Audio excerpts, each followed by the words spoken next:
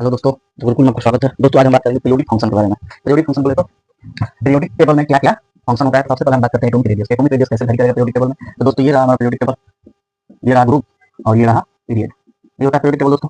Vertical line को क्या बोलते हैं, ग्रुप बोलते हैं, हॉरिजॉन्टल लाइन को पीरियड बोलते हैं। ठीक है, तो दोस्तों एटॉमिक रेडियस क्या है, लास्ट इलेक्ट्रॉन से न्यूक्लियस के बीच की दूरी। जैसे मान लीजिए ये हमारा एटम है, क्या है, ये है मान लीजिए सोडियम।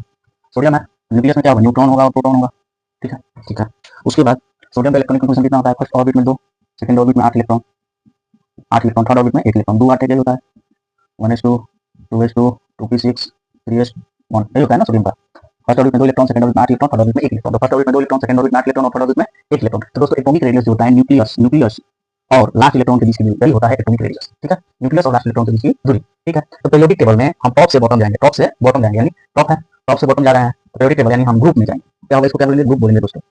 टॉप से बॉटम में क्या होता है, ग्रुप होता है। ये टॉप है, ये बॉटम है। तो ग्रुप में हम टॉप से बॉटम जाएंगे, पीरियोडिक टेबल या ग्रुप में हम टॉप से बॉटम आएंगे, तो हमारा एटॉमिक रेडियस क्या होगा, इंक्रीज करेगा। क्यों इंक्रीज करेगा, क्योंकि नंबर ऑफ सेल बढ़ जाता है, जिसके कारण एटॉमिक रेडियस क्या हो जाएगा, इंक्रीज हो जाएगा। ठीक है, अब हम बात करेंगे लेफ्ट से राइट जाएंगे तो क्या होगा, लेफ्ट हो गया, ये राइट। ठीक है, लेफ्ट से राइट यानी हम किसमें जा रहे हैं, पीरियड में जा रहे हैं।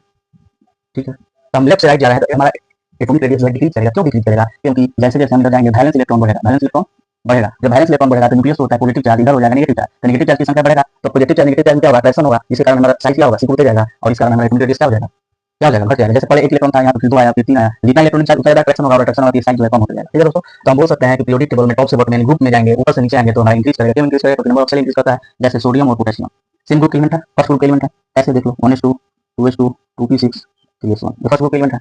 पोटेशियम का 1s2 2s2 2p6 3s2 3p6 4s1।